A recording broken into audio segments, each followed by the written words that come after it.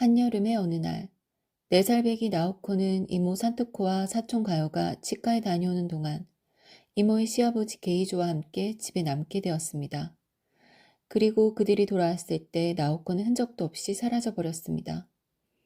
경찰 수사가 진행되면서 나오코와 함께 있던 치매를 앓고 있는 게이조가 범인으로 지목됩니다. 하지만 게이조는 젊은 남자가 종려나무 밑에 여자애를 묻고 갔다는 말을 합니다.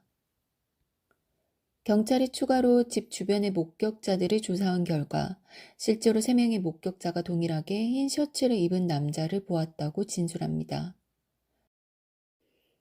나오코의 실종 사건을 둘러싼 7명의 가족들, 엄마 유키코와 아빠 다케이코, 엄마의 내연남 히라타, 이모 사토코와 이모부 유스케, 사촌 언니이자 6살인 가요, 치매에 걸린 이모의 시아버지 게이조. 겉보기엔 평범해 보이는 이 가족은 각자 숨겨온 비밀과 거짓말로 얽혀 있습니다. 사건 이후 경찰 조사가 시작되면서 이들은 하나씩 자신의 속마음을 고백합니다.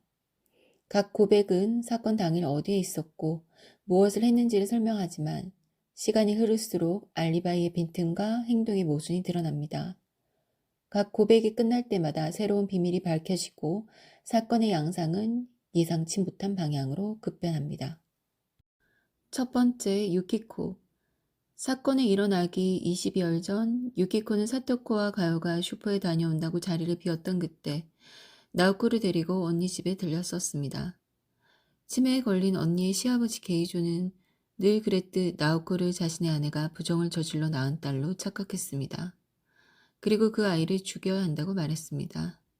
유키코는 언니에게 나오코를 맡기면서 문화센터에 강의를 들으러 간다고 말했지만 사실은 불륜을 저지르고 있었습니다. 사건이 일어난 날, 언니가 나오코를 치과에 데려가지 않은 걸 알게 됩니다. 나오코가 게이조와 단둘이 있다는 사실을 알게 되자 유키코는 혹시나 하는 마음에 히라타를 보내 나오코를 데려오라고 했습니다. 하지만 히라타는 유키코에게 받은 약도를 잃어버려서 그냥 혼자 돌아오게 됩니다. 두 번째, 사토코는 유키코의 언니입니다. 차분하고 이성적이지만 내면에는 동생 유키코와 조카 나오코에 대한 질투심과 시기심이 자리 잡고 있습니다. 그날이 있기 며칠 전 유키코의 남편 다케이코는 사토코와 만나 할 말이 있다며 충격적인 사실을 털어놓습니다. 유키코가 대학생과 바람을 피우고 있고 그것도 결혼 첫 해부터 6년 동안이나 4번째 반복되는 일이라고 말합니다. 이를 들은 사토코는 자신도 남편 유스케의 외도를 알고 있다고 고백합니다. 유스케가 몇 년 전부터 회사 여직원과 관계를 맺고 있다는 것을 알면서도 남편에게 이를 추궁하거나 내색하지 않았다고 말합니다. 한편 사토코는 유기코의 바람에 일조한 것 같아서 이번에는 나오코를 맞고 싶지 않다는 마음이 컸습니다. 결국 또다시 그 아이를 봐주게 되면서 복잡한 감정에 사로잡힙니다. 사토코는 사건 당일 딸 가요와 함께 치과에 가기 위해 시아버지 게이조에게 나오코를 1시간만 봐달라고 부탁하고는 잠시 집을 비운 사이 나오코가 실종되었다고 주장합니다. 사토코는 나오코에게 애정을 가지고 있었지만 동시에 그녀의 존재가 자신의 딸 가요를 가려버린 듯한 질투를 느꼈습니다. 능소와 나무 아래에서 나오코를 발견한 뒤 사토코는 즉시 경찰에 연락했습니다. 한숨 돌릴 틈도 없이 그녀의 시선은 식탁 위에 놓인 4개의 컵으로 향했습니다. 컵에는 흙과 희미한 손가락 자국이 묻어 있었습니다. 사토코는 그것이 범인의 흔적일 거라고 짐작했죠. 그녀는 곧바로 냉장고를 열어 살펴보았습니다. 냉장고 안에는 평소처럼 물병과 와인병 2곳의 보리차가 들어 있었습니다. 그런데 와인병 쪽 보리차의 양이 줄어들어 있었습니다. 이건 평범한 외부인이 알아챌 수 없는 사실이었습니다. 와인병의 디자인이 예뻐 라벨도 떼지 않고 보리차를 담는 병으로 사용해왔고 그것은 이 집에 사는 가족만이 알고 있었거든요. 장례를 치르고 나서 경찰서에 갔었던 동생 유키코가 찾아와 게이조 시아버지가 범인일 것 같다고 말합니다. 이에 사토코는 의문을 제기합니다. 물론 처음에는 사토코도 시아버지를 의심했지만 범인이라고 하기엔 그날 게이조의 몸과 옷이 너무 깨끗했던 거였습니다. 이어 치과에 간다고 나오코를 두고 간 일의 책임은 자신에게도 있지만 그 시간에 히라타와 바람을 피운 유키코 역시 책임을 피할 수 없다고 말합니다. 그러자 유키코는 태연하게 히라타는 잠깐 한두 번 만난 가벼운 사이일 뿐이라며 만났던 남자는 몇 명 더 있다라고 아무렇지 않게 털어놓습니다. 그리고 과거를 회상하며 말합니다. 결혼 전에 만난 남자가 있었고 처자식이 있는 사람이었는데 그 사람을 잊으려고 서둘러 결혼을 했다고 말입니다. 그리고 그 사람은 처자식을 버리겠다고 했지만 차마 그렇게까지는 할 수 없다고 말합니다. 그때 낮잠에서 깨어난 게이조는 충격적인 이야기를 사토코와 유키코 앞에서 꺼냅니다. 이 집에 살해된 여자아이가 있었는데 그 아이는 아빠라고 부르던 사람이 진짜 아버지가 아닌 다른 남자의 자식이었기 때문에 죽어야만 했다고 말합니다. 게이조는 며느리 사토코의 이름을 또렷이 부르면서도 유키코를 보고는 마치 자신의 전처인 것처럼 대화를 이어갑니다. 사토코가 상황을 바로 잡으려다 실수로 나오코는 유키코와 유스케의 딸이라는 말이 튀어나오고 말았습니다. 그 순간 유키코의 얼굴은 순식간에 창백해졌고 동생의 겁에 질린 눈빛을 보고 사토코는 모든 진실을 깨닫게 됩니다.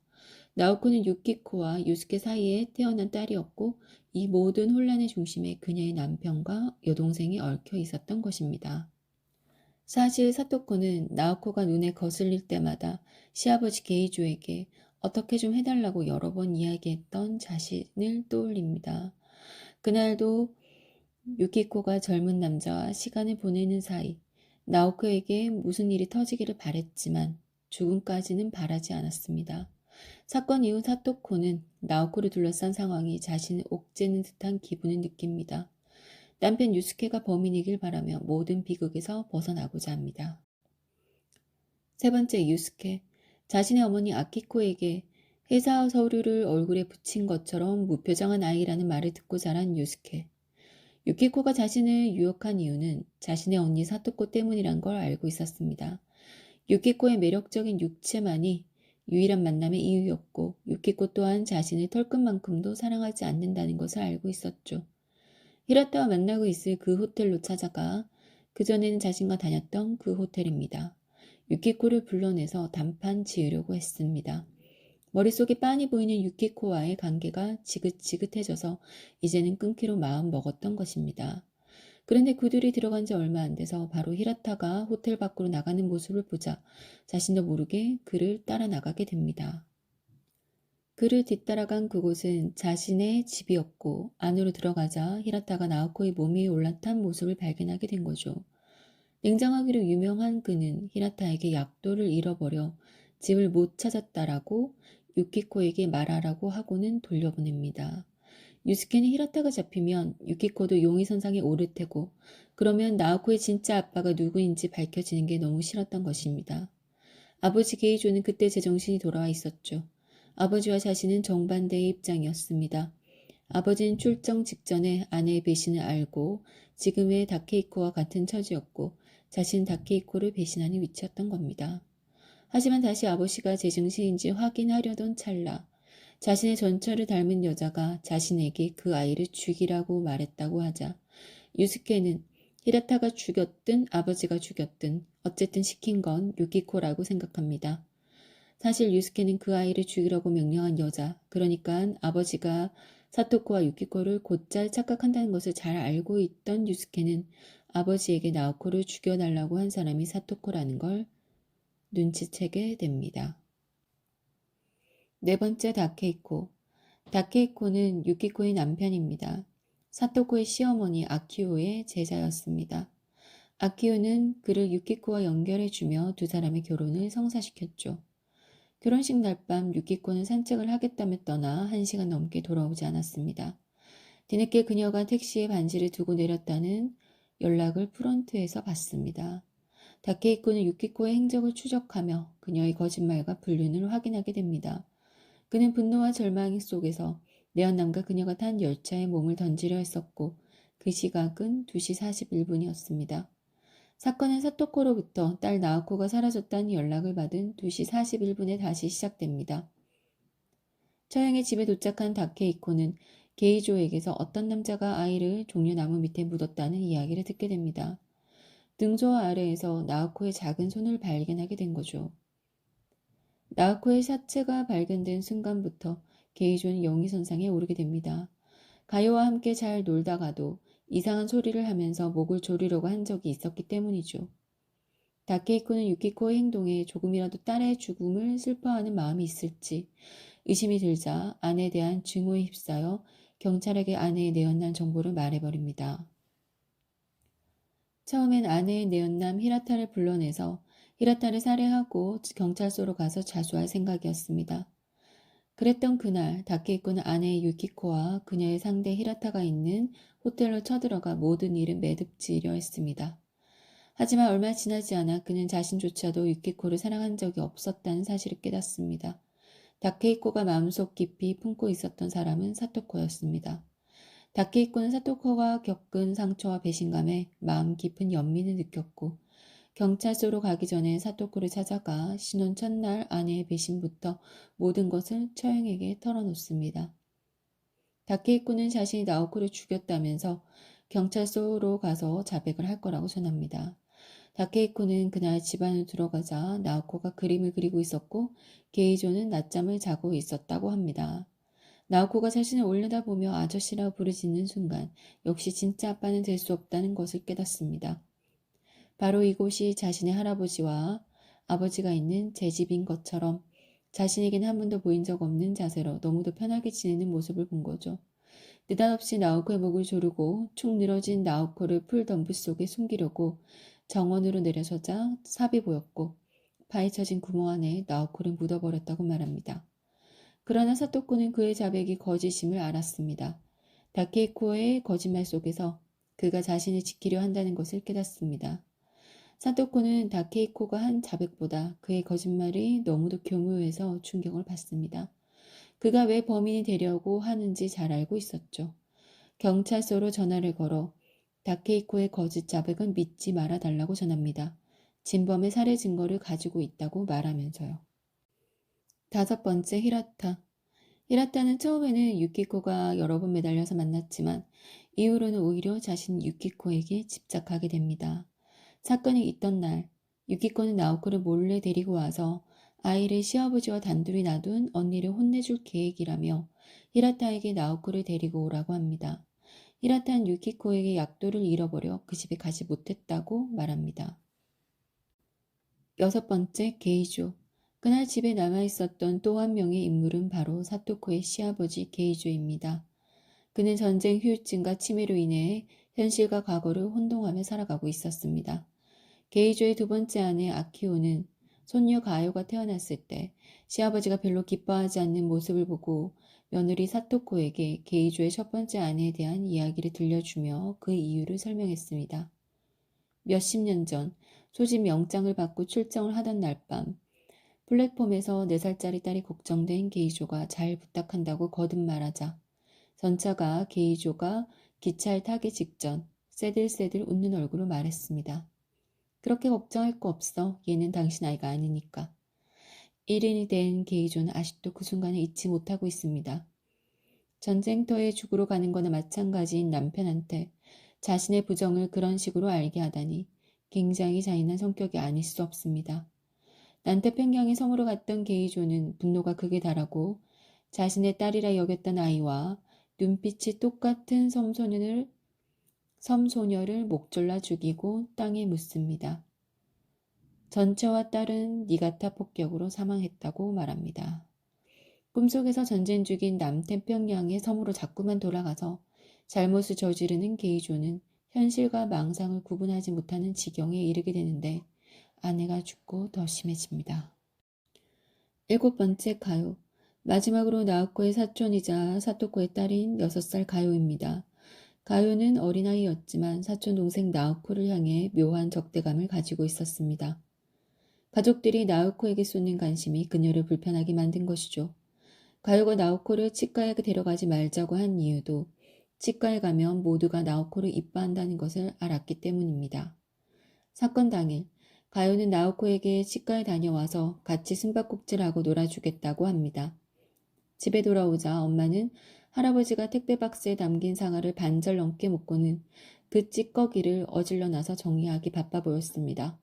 가요는 안 보이는 나우코를 찾으러 정원으로 내려갔습니다. 나무 뿌리가 흙 속에서 불쑥 자란 것처럼 손가락 몇 개가 나오는 게 보였죠. 푸슬푸슬한 흙 속에서 점차 얼굴 모양이 만들어지자 너무 무서웠던 가요는 얕은 흙에 덮인 그 위로 올라가 서 있습니다. 금세 발밑의 흙은 조용해졌습니다.